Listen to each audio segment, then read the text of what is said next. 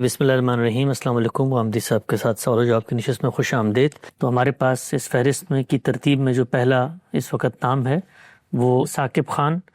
سر میرا سوال لاٹری کے بارے میں ہے۔ لاٹری کے بارے میں آپ فرماتے ہیں کہ اگر کسی نے کوئی انعام وغیرہ دینا ہی ہے تو ساروں کے ساتھ احسان کا رویہ اختیار کرنا چاہیے، نہ کہ چند لوگوں کے ساتھ۔ تو سوال یہ ہے کہ اگر میرا ادارہ ہے اور میں ایک رضاکارانہ اسکیم لانچ کرتا ہوں، اس میں اگر اسکیم کے تحت کوئی بندہ حصہ لیتا ہے اور چند ایک بندوں کو میں اپنی مرضی سے نہیں بلکہ معاملے کو ٹرانسپیرنٹ بنانے کے لیے قرآن دازی کے ذریعے سے انعام دے دیتا ہوں، تو اس میں شناخت کا یا حق تلفی کا کیا پہلو ہے؟ ہمارے معاشرے میں جو لوگ کمیٹی وغیرہ ڈالتے ہیں اس میں بھی معاملے کو ٹرانسپیرنٹ رکھنے کے لیے قرآن دازی ہی کا سہارا لیا جاتا ہے۔ شکریہ۔ مجھے یاد نہیں ہے کہ میں نے اس معاملے میں وہ بات کہی ہوگی جو آپ نے بیان فرمائی ہے، تاہم اصول میں قرآن اندازی زندگی کی ضرورتوں میں سے ایک ضرورت ہے۔ قرآن اندازی میں کوئی معنی نہیں ہے، لیکن انعام سے کیا مراد ہے؟ یعنی اگر تو کچھ لوگوں نے کسی کھیل میں حصہ لیا ہے، وہاں انہوں نے کوئی کامیابی حاصل کی ہے، تو آپ یہی کہیں گے نا کہ جو لوگ کامیاب ہوں گے ان کو فلاں چیز دی جائے گی۔ اس پہ تو کوئی اعتراض نہیں ہے، خود کامیابی نے انتخاب کر دیا اور آپ نے انصاف کے ساتھ دے دیا۔ لیکن اگر آپ نے مثال کے طور پر اس طرح کی شرط عائد کر دی ہے کہ کوئی کامیاب ہو یا ناکام ہو ہم قرآن اندازی کر کے ہی دیں گے، تو پھر اس کی وجہ کیا ہے؟ یہ بجائے خود بے انصافی ہوگی، اور ہمارے دین میں کسی بے انصافی کو روا نہیں رکھا گیا۔ اگر آپ کی مراد یہ ہے کہ جیسے کاروباری کمپنیاں بعض اوقات کہہ دیتی ہیں کہ آپ ہمارے یہاں سے چیزیں خرید رہے ہیں تو ہم آپ کے لیے یہ انعام کا لفظ عام طور پر اختیار کر لیا جاتا ہے، درحال ہے کہ وہ اس لحاظ سے انعام نہیں ہے، اس کو نعمت کے معنی میں لے لیجیے، اس کا اہتمام کر دیں گے، اس میں کوئی حرج کی بات نہیں ہے۔ وہاں خرید و فروخت ہو رہی ہے، کوئی ایک شخص وہاں اپنا روپیہ لگا نہیں رہا، لیکن جب یہ کہا جاتا ہے کہ آپ فلاں معاملے میں ٹکٹ خرید لیں تو اب ایک ایک روپیہ بھی اگر آپ نے لیا تو کروڑوں لے لیے۔ یہ بالکل جوئے کی ایک قسم ہے، اس کے قریب نہیں جانا چاہیے۔ جی بالکل واضح۔ آگے بڑھاتے ہیں عمر خان صاحب۔ عمر صاحب آپ کا مائک انمیوٹ ہے، سوال کیجیے۔ عمر خان۔ السلام علیکم استاد، حدیث کو قرآن کے فریم میں رکھنے کے بارے میں بتا دیں کہ یہ عمل کیسے کیا جاتا ہے؟ شکریہ۔ حدیث کو پڑھا جاتا ہے، اس میں آخر کوئی بات بیان ہوگی تو یہ دیکھا جاتا ہے کہ وہ کیا بات ہے۔ حدیث چونکہ رسالت مآب صلی اللہ علیہ وسلم کے زمانے کی تاریخ ہے تو اس میں ہو سکتا ہے کہ کوئی واقعہ بیان ہوا ہو، اس میں مثال کے طور پر بدر و احد کے حالات بیان ہوئے ہوں، اس میں رسول اللہ صلی اللہ علیہ وسلم کی مکی زندگی کے کوئی واقعات زیر بحث ہوں۔ وہ کیا بات ہے جو وہاں بیان کی گئی ہے؟ سیرت کی کوئی بات ہے، سوانے کی کوئی بات ہے؟ تو سیرت و سوانے کے معاملات میں تو ظاہر ہے کہ تاریخی پہلو سے نقد و نظر ہوتا ہے، بات معقول ہے، قابل قبول ہے تو قبول کر لی جاتی ہے۔ اگر کوئی دین کی بات اس میں بیان ہوئی ہے تو یہ دیکھا جائے گا کہ وہ کیا بات ہے۔ اس میں قرآن مجید میں اگر وہ معاملہ بیان ہو گیا ہے تو یہ بات طے ہے کہ کوئی چیز قرآن کے مقرر کردہ دائرے سے باہر نہیں ہو سکتی، لہٰذا قرآن مجید سے وہ دائرہ پہلے سمجھا جائے گا، پھر وہ دائرہ عقلی لحاظ سے متعین کر لیا جائے گا۔ اب دیکھا جائے گا کہ اس حدیث میں جو بات بیان کی گئی ہے کیا وہ اسی دائرے کے اندر کی بات ہے؟ اگر اندر کی بات ہے تو یا قرآن مجید کی ہدایت کے لسانی مضمرات میں سے کوئی چیز ہوگی یا عقلی مضمرات میں سے کوئی چیز ہوگی، اس کو سر آنکھوں پہ رکھنا چاہیے، بڑی رہنمائی حاصل ہو گئی۔ لیکن وہ اگر اس دائرے کی چیز نہیں ہے تو پھر اس میں توقف کیا جائے گا اور غور کیا جائے گا، اس کو رسول اللہ کی نسبت سے اب آسانی کے ساتھ پیش نہیں کیا جا سکتا۔ جی بالکل واضح۔ آگے بڑھاتے ہیں۔ اکرمہ، آپ کو دوبارہ باری دیتے ہیں۔ اکرمہ سوال کیجیے۔ جی السلام علیکم، امید ہے آپ خیریت سے ہوں گے۔ میرا سوال آج کرامت کے متعلق ہے۔ سوال کچھ یہ ہے کہ کرامت جو ما فوق الفطرت ہو، یعنی وہ نارمل بات نہ ہو کہ کوئی نیک آدمی دعا کر دے تو وہ دعا پوری ہو جائے۔ ما فوق الفطرت کرامت کی بات کر رہا ہوں، جو کہ اللہ کے رسول صلی اللہ علیہ وسلم کے بعد بھی بہت سارے لوگوں نے دعویٰ کیا ہے کہ ان کے ہاتھ سے کرامت کا صدور ہوا ہے۔ کیا غامدی صاحب اس کرامت کو مانتے ہیں یا نہیں مانتے؟ اور اگر نہیں مانتے تو اس کی دلیل کیا ہے؟ شکریہ۔ یہ کرامت کا لفظ بعد کے لوگوں کی ایجاد ہے۔ اگر تو اس سے مراد یہ ہے کہ اللہ کا کوئی بندہ ہے، اس نے نیکی خیر کی زندگی بسر کی ہے اور اللہ کی کوئی مدد آ گئی، جیسے ہم کہتے ہیں کہ میں نے تو درخواست کی تھی، اللہ نے قبول فرما لی، بظاہر کوئی اعمال بھی نہیں تھے لیکن ہو گیا۔ اس طرح کے معاملات نیک لوگوں کے ساتھ، اللہ کے بندوں کے ساتھ، بلکہ ہم جیسے عاجز بندوں کے ساتھ بھی ہوتے رہتے ہیں۔ اس کے لیے کوئی الگ سے لفظ استعمال کرنے کی ضرورت نہیں ہے۔ یہ اللہ تعالیٰ کا وہ معاملہ ہے جو وہ اپنے کسی بھی بندے کے ساتھ کر سکتا ہے، اس کی دعا قبول کر لے، اس کے لیے کوئی غیر معمولی صورتحال پیدا ہو جائے، بظاہر نظر آ رہا ہو کہ یہاں تو ملازمت نہیں ملے گی کسی حال میں، لیکن مل جائے، تو اس طرح کے واقعات کو کرامت کہنے کی کوئی وجہ نہیں ہے۔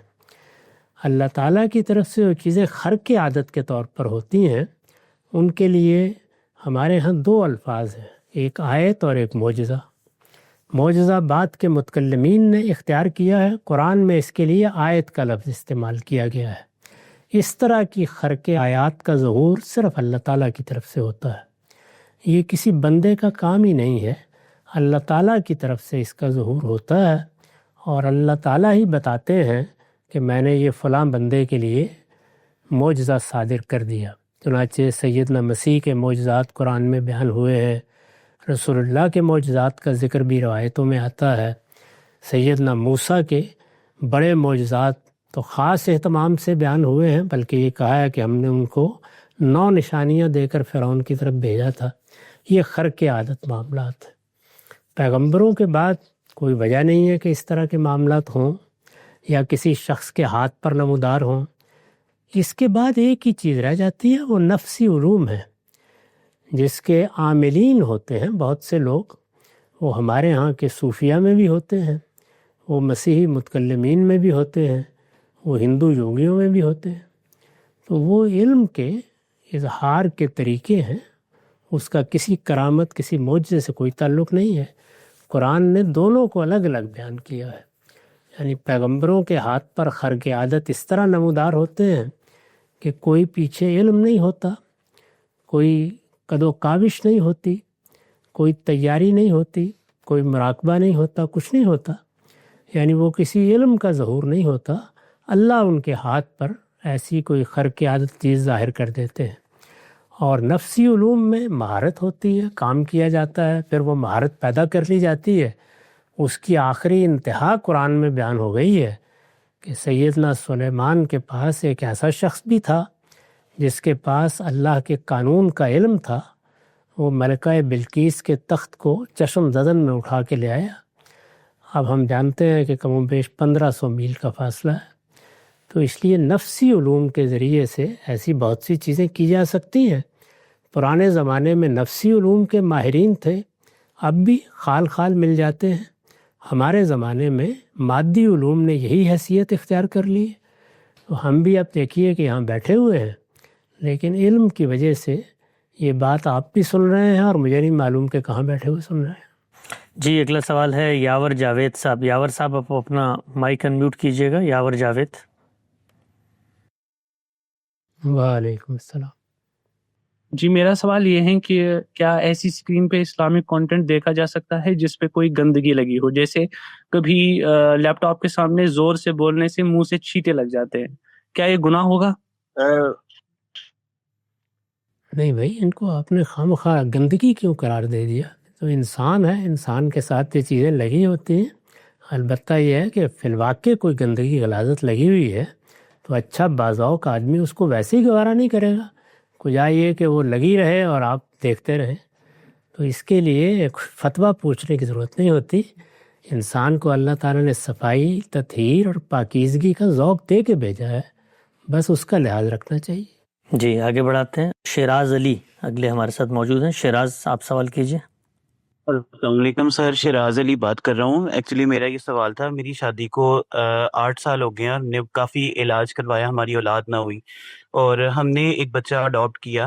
اور سر بات یہ ہے کہ بچہ اڈاپٹ کیا پورے خاندان میں، دوستوں میں، اپنے کاروبار میں، ہر جگہ میں نے اعلانیہ طور پہ بتا دیا کہ یہ بچہ میرا نہیں ہے، یہ ہم نے اڈاپٹ کیا ہے. اور بس اتنا سا یہ آپ سوال آپ سے پوچھنا تھا کہ چونکہ اڈاپٹ کرنے کے بعد جو اس کا حقیقی والد ہے اس نے کہا تھا کہ میں بار بار دستخط کرنے یا اس طرح سے میں اس کو بچے کو دیکھنے نہیں آ سکتا یا میں اس بچے کے کسی بھی کام میں مداخلت نہیں کر سکتا.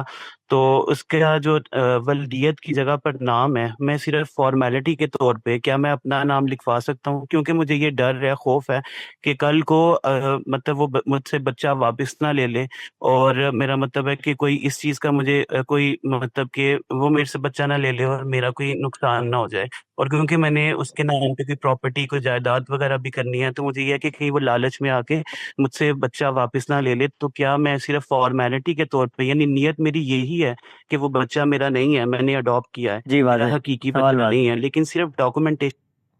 جی کہ اگر تو کوئی ناگزیر ایسی ضرورت ہے تو استقرار میں آدمی کوئی کام کر سکتا ہے، لیکن اللہ تعالیٰ کی ہدایت یہ ہے کہ نہ اس بچے سے یہ بات چھپائی رہنی چاہیے کہ اس کا والد کون ہے یا والدہ کون ہے، اور نہ سوسائٹی سے یہ بات چھپی رہنی چاہیے.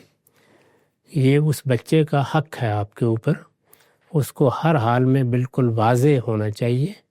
اس کے دستاویزات اپنے پاس رکھیے، اور جیسے جیسے بچہ کچھ شعور حاصل کرتا چلا جائے تو اس کو یہ حقیقت بہت اچھے طریقے سے، جس میں اس کی نفسیات پر کوئی برا اثر نہ پڑے، بتا دی جائے. رہی یہ بات کہ وہ کل کو کیا دعویٰ لے کھڑا ہو جائے گا، تو بہرحال وہ بچے کے حقیقی ماں باپ ہے. اگر اس میں بھی کوئی تحریر آپ نے لکھوا لی ہے تو وہ معاہدے کی پابندی کریں گے یا کرنی چاہیے ان کو. سوسائٹی بھی انہیں کہے گی کہ تم لوگوں نے کیوں آخر اپنا بچہ دے دیا، لیکن ان کا حق کیسے باطل ہو سکتا ہے. جی اگلا سوال خالدہ مرتضیٰ. خالدہ مرتضیٰ آپ سوال کیجیے. السلام علیکم، میں خالدہ مرتضیٰ کراچی سے بات کر رہی ہوں. میں برسوں سے آپ کے علم سے بہت مستفید ہو رہی ہوں، بہت شکریہ آپ کا. میرا سوال زکوٰۃ اور انکم ٹیکس سے متعلق ہے. آپ کا فرمانا ہے کہ اگر حکومت کو ٹیکس ادا کر دیا گیا ہے تو زکوٰۃ دیتے وقت اتنی رقم زکوٰۃ سے ڈیڈکٹ کی جا سکتی ہے. تو میرا سوال یہ ہے کہ کیا کوئی ایسی مثال ہماری تاریخ میں ملتی ہے جس میں زکوٰۃ نکالتے وقت ادا شدہ انکم ٹیکس کی رقم کو ڈیڈکٹ کیا گیا ہو، یا کیا آپ کے علاوہ بھی کوئی اور عالم اس رائے کے قائل ہیں؟ جی شکریہ. صحابہ کے آثار میں اس طرح کی چیزیں ملتی ہیں، تابعین کے ہاں بھی. مجھے جہاں تک یاد پڑتا ہے، ہمارے عزیز مولانا عمار خان ناصر نے آثار پر کام کرتے ہوئے کچھ مثالیں نقل بھی کر دی ہوئی ہیں. آپ رابطہ کیجئے تو وہ شاید آپ کو بھیج دیں گے. جی شکریہ. یاس خامدی ایپ میں عمر قریشی صاحب پوسٹ کر دیں گے. اگلا سوال ہے فابیہ احسان صاحبہ. جی اپنا سوال کیجیے، مائک انمیوٹ کیجیے. جی یہ ایک سورہ البقرہ میں آیت نمبر 40 سے آگے تک رکوع کے اختتام تک کچھ احکامات ہیں، اور اس رکوع کی آخری آیت میں یہ ہے ہا کی ضمیر آتی ہے، وَاسْتَعِينُوا بِالصَّبْرِ وَالصَّلَاةِ وَإِنَّهَا لَكَبِيرَةٌ. تو ہا کی ضمیر کا مرجع آپ نے ان تمام احکامات کو قرار دیا ہے جو پیچھے رکوع میں بیان کیے گئے ہیں. مولانا اصلاحی نے اس میں صرف صبر اور زکوٰۃ کو مرجع قرار دیا ہے. تو میرا سوال ہے کہ عربی زبان کے قاعدے میں آپ نے دوسری آیات کے حوالے میں بتایا ہے کہ عربی زبان کا قاعدہ ہے کہ اگر ایک مذکر اور ایک مؤنث الفاظ جمع ہو جائیں کسی آیت میں تو ان کی طرف اشارے کے لیے واحد مؤنث ضمیر آتی ہے، اور آپ نے ان کا استعمال بھی کیا ہے. لیکن اس پرٹیکولر آیت میں آپ نے پھر اس اصول سے انحراف کر کے دوسرے اصول کو فالو کیا، تو کیا بنیاد بنی اس ترجیح کی؟ دیکھیے، ایک چیز قاعدے ہوتے ہیں، یعنی عربی زبان میں ضمیر اس طرح آتی ہے، عربی زبان میں ضمیر اس طرح بھی آ جاتی ہے. یہ تو قاعدے کا بیان ہے، چنانچہ قاعدے کی وضاحت جب بھی کی جائے گی تو اس میں سارے قواعد بھی بیان کیے جا سکتے ہیں، لیکن کس جگہ کس قاعدے کو لینا ہے اس کا فیصلہ آیت، اس کے الفاظ، اس کا جملہ کیا ہے، سیاق و سباق کیا ہے، اس کی بنیاد پر کیا جاتا ہے۔ تو اس لحاظ سے میں نے بھی ترجیح دی ہوگی اور استاذ امام نے بھی اپنے لحاظ سے ترجیح دی ہوگی۔ اس وقت دونوں آراء میرے سامنے نہیں ہیں، مجھے یاد پڑتا ہے اس پر کوئی مضمون بھی میرا شائع ہو چکا ہوا ہے، اس کو آپ پڑھ لیجئے، میرا خیال ہے اس سے بات واضح ہو جائے گی۔ باقی وہاں کوئی مدعا پر ایسا اثر نہیں پڑتا، یہ بالکل ذوقی سی ترجیح ہے، تو اس لیے اس کے زیادہ درپے بھی نہیں ہونا چاہیے۔ جی واضح، آگے بڑھاتے ہیں۔ مہد مغل صاحب سوال کیجیے، مائک انمیوٹ ہے آپ کا۔ مہد مغل۔ السلام علیکم جی، میرا سوال ہے کہ اسلام کی ریسرچ کس طرح کی جائے، یعنی کہ اب بائبل، گوسپل اور احادیث کی کتابیں، ان کو کیا محض ہسٹری کی کتابوں کے طور پر لیا جائے یا پھر ان سے بھی کچھ نہ کچھ بندہ ٹاپک لے کے قرآن کی آیت کی تھوڑا اس کی ہیلپ سے دیکھے، یا پھر محض خالی قرآن کو ہی ہم دیکھیں؟ اب اس میں بھی دو ایکسٹریمز مل جاتی ہیں، کوئی ایک کہتے ہیں کہ بالکل حدیث کو دیکھنا ہی نہیں اور اس کے بعد وہ معجزات کا بھی انکار کر بیٹھتے ہیں، اور دوسری ایکسٹریم مل جاتی ہے کہ حدیث سے ہی وہ زیادہ کرتے ہیں، اور پھر آپ جیسی اپروچ ہے تو ویسی بھی اپروچ پائی جاتی ہے، تو اس میں سے کیسی اپروچ ٹھیک رہتی ہے اور آپ نے یہ اپروچ کیوں اپنائی ہے؟ ہر چیز کو اس کی جگہ پر رکھنا چاہیے۔ آپ دین کو سمجھنا چاہتے ہیں تو سب سے پہلے یہ فیصلہ کیجئے کہ دین کہاں سے ملے گا۔ میں نے اپنی کتاب میزان میں، اگر آپ میزان کھولیں گے تو پہلے صفحے میں اس سوال کا جواب دیا ہے، بلکہ پہلے پیرے میں اس سوال کا جواب دیا ہے، اور یہ بتایا ہے کہ دین کی ہدایت ہر انسان کی فطرت میں اللہ تعالیٰ نے الہام کی ہوئی ہے، لیکن وہ اجمال میں ہے، تفصیلات میں نہیں ہے۔ اس کی تفصیلات اللہ کے پیغمبروں نے بتائی ہیں، اور آخری پیغمبر کی حیثیت محمد الرسول اللہ صلی اللہ علیہ وسلم کو حاصل ہے۔ چنانچہ دین کا تنہا ماخذ آپ کی ذات والا صفات ہے۔ اب جب آپ کی ذات سے ہم نے دین لینا ہے تو یہ دیکھا جائے گا کہ آپ نے دین کن صورتوں میں دیا ہے۔ تو جب ہم تحقیق کی نگاہ سے دیکھتے ہیں تو یہ بالکل واضح ہے، اس میں دوسری رائے قائم کرنا ممکن ہی نہیں ہے کہ آپ نے یہ دین قرآن کی صورت میں دیا ہے اور سنت کی صورت میں دیا ہے۔ یہ سنت قرآن کے امتثال امر میں جاری کی گئی ہے، یعنی ایسا نہیں ہے کہ اپنے طور پر آپ نے جاری کر دی، اس کا حکم قرآن میں بیان ہوا ہے۔ اللہ تعالیٰ نے یہ کہا ہے کہ اس سے پہلے جو دین ابراہیمی کی روایت آ رہی ہے آپ اس کی پیروی کریں، اور جو پہلے پیغمبروں کی ہدایت آ رہی ہے اس کی بھی پیروی کریں۔ تو اس کے امتثال امر میں رسول اللہ صلی اللہ علیہ وسلم کی جانب سے سنت جاری کر دی گئی۔ وہ سنت مسلمانوں کے اجماع اور تواتر سے منتقل ہو گئی ہے، اس کے لیے کسی کتاب کی طرف رجوع کی ضرورت ہی نہیں ہے۔ چنانچہ دین کی کتاب صرف قرآن مجید ہے، اللہ تعالیٰ کے دین کی کتاب۔ دین کی کتاب وہی ہو سکتی ہے جس کو اللہ دین کی کتاب قرار دے، وہ میرے اور آپ کے قرار دینے سے دین کی کتاب نہیں بن جائے گی۔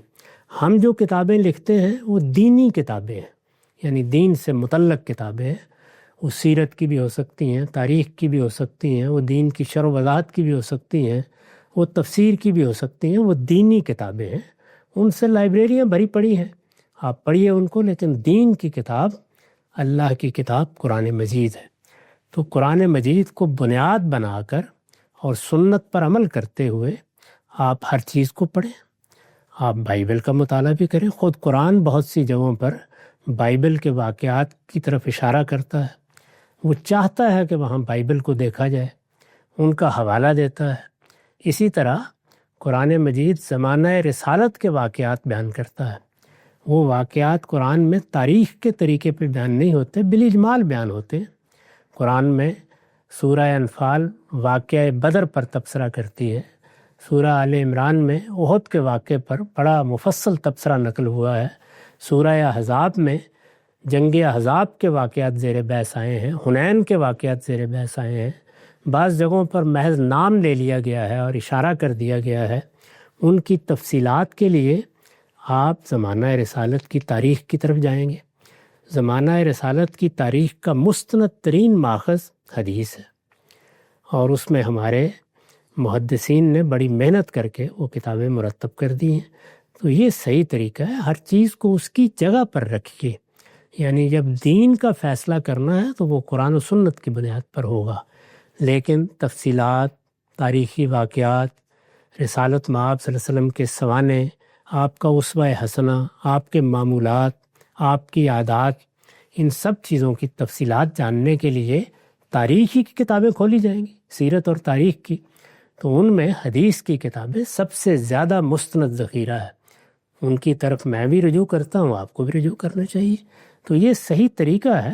جب ہم کسی چیز کو اس کی جگہ سے اٹھا دیتے ہیں تو خرابی ہوتی ہے، گرا دیتے ہیں تو خرابی ہوتی ہے، اس کی جگہ رکھ کے اس سے استفادہ کریں۔ اس میں بائبل بھی بہت استفادے کی کتاب ہے۔ پھر بائبل کے مجموعے میں تو 3 چیزیں اللہ کی کتابوں کی حیثیت سے، اس میں بہت مختصر صحیح تورات ہے، اس میں زبور بھی ہے، اس میں انجیل بھی ہے، تو ان کتابوں کی طرف بھی رجوع کریں گے۔ اللہ کی کتاب قرآن مجید سے پہلے وہ دین کی کتابیں تھیں، ان کو اس حساب سے پڑھا جائے گا، لیکن قرآن مجید میں کوئی ترمیم، کوئی تغیر، کوئی تبدیلی نہ وہ کتابیں اب کر سکتی ہیں قرآن کے آنے کے بعد، نہ قرآن کے علاوہ کوئی چیز کر سکتی ہے۔ تو قرآن کو بالاتر مان کر، قرآن مجید کو قطعی دلالہ سمجھتے ہوئے، قرآن مجید کو اللہ تعالیٰ کی طرف سے فیصلہ کن اتھارٹی قرار دے کر آپ جس چیز کو چاہے پڑھیں، اس میں کوئی خرابی کی ضرورت نہیں ہے۔ بعض اوقات لوگ افراط تفریط سے کام لیتے ہیں، کبھی کسی چیز کو گرا دیتے ہیں، کبھی اٹھا دیتے ہیں۔ جگہ پر رکھنا یہی عدل کا تقاضا ہے۔ میں نے کوشش کی ہے کہ ہر چیز کی بالکل صحیح جگہ متعین کر دوں، اور اس میں جو لوگوں نے خلط مبس پیدا کیا ہوا تھا، یعنی بعض اوقات ایک ہی چیز کے لیے 2 نام یا 2 چیزوں کے لیے ایک ہی نام کا طریقہ، اس کو میں نے ختم کر دیا ہے۔ فقہ کو الگ کر دیا ہے، شریعت کو الگ کر دیا ہے، سنت کو الگ کر دیا ہے، اسوہ حسنہ کو الگ کر دیا ہے۔ یہ اسی مقصد سے کیا گیا ہے تاکہ چیزوں میں کوئی اختلاط نہ ہو اور ہر چیز اس کی صحیح جگہ پر آ جائے۔ جی آگے بڑھاتے ہیں۔ محمد اقبال سلفی صاحب مختصر سوال کیجیے گا۔ جی السلام علیکم۔ وعلیکم السلام۔ استاد محترم، میرا سوال تھا کہ کوئی عام آدمی کسی کو کوئی دینی مسئلہ بتا سکتا ہے یا صرف علماء کا ہی کام ہے؟ عام آدمی کو عام آدمی کی حیثیت سے بتانا چاہیے، یعنی عالم بن کے نہیں بتانا چاہیے۔ وہ عاجزانہ طریقے پر یہ کہے کہ میں نے یہ بات علماء سے سمجھی ہے، یہ میں آپ کو بتا دیتا ہوں، اگر اس میں کوئی تردد ہے تو آپ کسی عالم سے پوچھ لیجیے۔ یہ طریقہ ہے۔ خرابی اس میں نہیں ہوتی کہ عام آدمی نے کوئی بات کی یا طالب علم نے کوئی بات کی، اپنی جگہ کو متعین کر کے دوسرے پر واضح رکھ کے جو چاہے آپ بتائیے، کوئی معنی نہیں ہے اس میں خرابی نہیں ہوتی۔ خرابی اس وقت ہوتی ہے جب بے علم لوگ علماء کی جگہ بیٹھ جاتے ہیں، اس سے اللہ کی پناہ مانگنی چاہیے۔ جی باسط ریاض صاحب سوال کیجیے۔ باسط ریاض، آپ کا مائک ان میوٹ ہے۔ السلام علیکم گاندھی صاحب۔ وعلیکم السلام۔ گاندھی صاحب، وہ زکوٰۃ پر میرا یہ کوشچن تھا کہ جو گولڈ کی زکوٰۃ دی جاتی ہے وہ 7.5 تولہ پہلے کے زمانے سے آج تک ہے، یا پہلے اس کا نصاب کچھ الگ تھا؟ کیونکہ آج تو گولڈ کی ریٹ بہت ہی ہائی ہو گئی ہے۔ اور یہ سوال بھی تھا مجھے کہ جو کسی انسان کو اپنے پاس کوئی پیسے بینک میں یا اپنے پاس ہوتے ہیں تو ان پر بھی زکوٰۃ دینا واجب ہے یا نہیں؟ آپ کے پاس جو کچھ بھی مال ہے، مال کا مطلب یہ ہے کہ تجارت کا مال آپ کی دکان میں ہے، گھر میں کوئی سونا چاندی ہے، اسی طرح سے کچھ روپے بینک میں ہیں، تو مال کی زکوٰۃ کے لیے، مال کی زکوٰۃ اصل میں بچت کی زکوٰۃ ہے، اس کے لیے آپ کو دن مقرر کرنا چاہیے، یعنی یہ طے کرنا چاہیے کہ میں ہر سال فلاں دن اپنے مال کی زکوٰۃ دوں گا۔ مال کی زکوٰۃ متعین دن جو کچھ آپ کے پاس ہوگا اس سب پہ عائد ہوگی، البتہ نصاب سے کم مستثنیٰ ہے، اس میں نہیں زکوٰۃ عائد ہوگی۔ تو سونے کے نصاب کے بارے میں جہاں تک تحقیق کر سکا ہوں، رسالت مآب نے الگ سے کوئی سونے کا نصاب مقرر نہیں کیا۔ مال کے معاملے میں آپ نے جو نصاب بتایا وہ چاندی کا نصاب ہے۔ تو اس زمانے میں چاندی 5 اوقیہ چاندی، یہ وہاں کا پیمانہ ہے۔ اس چاندی کے برابر سونا بعد میں لوگوں نے کنورٹ کیا، وہی اب رائج ہو گیا ہوا، اس میں بڑی بحثیں ہوتی رہتی ہیں۔ تو چاندی ہی اصل نصاب ہے۔ اس میں یہ بھی عرض کر دوں کہ سونے چاندی کے جو زیورات خواتین اپنے زیورات کے طور پر رکھے ہوتی ہیں، یعنی وہ ان کی آرائش کی ضرورت ہے، وہ ذاتی استعمال کے زیورات ہیں، وہ میرے نزدیک امام مالک کی بھی یہی رائے ہے، وہ زکوٰۃ سے مستثنیٰ ہے۔ جی ابو ذر خان صاحب، آپ کا مائک انمیوٹ ہے، سوال کیجیے ابو ذر۔ السلام علیکم غازی صاحب۔ وعلیکم السلام۔ میرا سوال یہ ہے کہ اللہ تعالیٰ جو اپنے بندوں سے اتنی محبت کرتا ہے اور اتنا مہربان ہے اپنے بندوں کا، تو وہ آخر میں اپنے بندوں کو جہنم میں کیسے بھیج سکتا ہے؟ میں آپ کو ایک مثال کے طور پر بتاتا ہوں۔ اگر قیامت کے دن اللہ تعالیٰ کسی ماں کو اپنے بچے کی حساب کتاب کی اجازت دے دے، تو وہ ماں یہ دیکھنے کی بجائے کہ میرا بچہ نیک تھا یا بد، اپنی محبت کو مد نظر رکھتے ہوئے وہ اس کو جنت میں بھیج دے گی۔ تو اللہ تعالیٰ جو 70 ماؤں سے زیادہ اپنے بندے سے محبت فرماتا ہے، تو وہ کیسے وہ جہنم میں بھیج سکتا ہے؟ یہ بھی خوش فہمی ہے، 70 ماؤں سے ایسی کوئی بات بیان ہی نہیں ہوئی سرے سے۔ اور ماں کی محبت سے تشبیہ دینا بھی بالکل غلط ہے۔ ماں کی محبت تو اندھی محبت ہوتی ہے، اللہ تعالیٰ کی محبت عقلی ہے۔ اللہ تعالیٰ کی محبت عدل و انصاف کے تقاضوں کے خلاف نہیں ہو سکتی۔ تو اس طرح کی تمثیلات کے ذریعے سے اللہ تعالیٰ کو سمجھنا ہی بالکل غلط ہے۔ اللہ تعالیٰ نے کہاں بیان کیا ہے کہ میں سراسر محبت ہوں؟ وہ قاہر بھی ہے، وہ جبار بھی ہے، وہ متکبر بھی ہے، وہ ذو انتقام بھی ہے، وہ عدل و انصاف بھی برپا کرے گا۔ یہ ساری صفات اللہ تعالیٰ نے بیان کی ہیں۔ تو اپنی طرف سے یہ تصورات قائم کر کے ان کا اطلاق اللہ تعالیٰ پر نہیں کرنا چاہیے۔ اللہ تعالیٰ جیسا ہے وہ اس نے اپنے پیغمبروں کے ذریعے سے بتا دیا، اس کو ویسا ہی ماننا چاہیے۔ جی ابرار صاحب، آپ کا مائک انمیوٹ ہے، سوال کیجیے گا۔ جی غامدی صاحب، میرا سوال یہ ہے کہ ہم اپنے غیر مسلم دوستوں کو کیسے یہ بات سمجھائیں اور ان کو کیسے کنونس کریں کہ جو جزیرہ نما عرب میں ان کے رہنے پر پابندی لگائی گئی ہے وہ صحیح ہے، اور آج کے اخلاقی اصول کے مطابق بالکل وہ درست پابندی لگائی گئی ہے۔ یہ آج کا اخلاقی اصول کیا چیز ہے؟ اخلاقی اصول تو میرے اور آپ کے لیے ہیں۔ یہ زمین اللہ تعالیٰ کی ہے، وہ روز بندوں کو مارتا ہے، میں آپ تو کسی کو قتل نہیں کر سکتے۔ وہ خالق ہے، اس کے لحاظ سے دیکھنا چاہیے چیزوں کو۔ اس نے پابندی لگائی ہے کہ یہ علاقہ میرے لیے ہے، اس میں میرا حرم ہوگا، اس میں اس حرم کی زیارت کے لیے لوگ آئیں گے، حج جیسی عبادت ہوگی، یہ توحید کا مرکز ہوگا، اس کو توحید کے نہ ماننے والوں سے پاک رہنا چاہیے۔ یہ اس کا حکم ہے، ہم یہ حکم پہنچائیں گے لوگوں تک۔ یہ تو بڑی معقول بات ہے۔ اگر ہم نے ایک جگہ مسجد بنا لی ہے تو اب آپ فرماتے ہیں کہ نہیں مجھے تو یہاں مکان بنانا ہے، تو کیسے آپ کو اجازت دے دی جائے؟ یہ تو میرے اور آپ کے لیے بھی غیر اخلاقی مطالبہ ہوگا، وہ فیصلہ اللہ تعالیٰ نے کر دیا ہے۔ جی آخری سوال ہے زین العابدین صاحب، آخری سوال کیجیے۔ السلام علیکم۔ وعلیکم السلام۔ سر میرا جو سوال ہے یہ حکمت مسارت بارے میں ہے۔ سر یہ حنفی جو اسکالر ہیں یہ امام مالک کی کتاب سے ایک مرسل حدیث پیش کرتے ہیں جس میں آپ صلی اللہ علیہ وسلم نے فرمایا جس نے کسی عورت کے ساتھ نکاح کیا، اس کو ٹٹولا یا صرف چٹکی کاٹی اور کچھ بھی نہیں کیا، تو ایسا کرنے سے وہ اب اس کی بیٹی سے شادی نہیں کر سکتا۔ سر اس کے علاوہ وہ حضرت عبداللہ ابن مسعود سے بھی بیان کرتے ہیں کہ انہوں نے فرمایا کہ اگر کسی نے کسی عورت کا بوسہ لیا تو اب اس صرف اتنا کرنے سے وہ اس کی بیٹی سے نکاح نہیں کر سکتا۔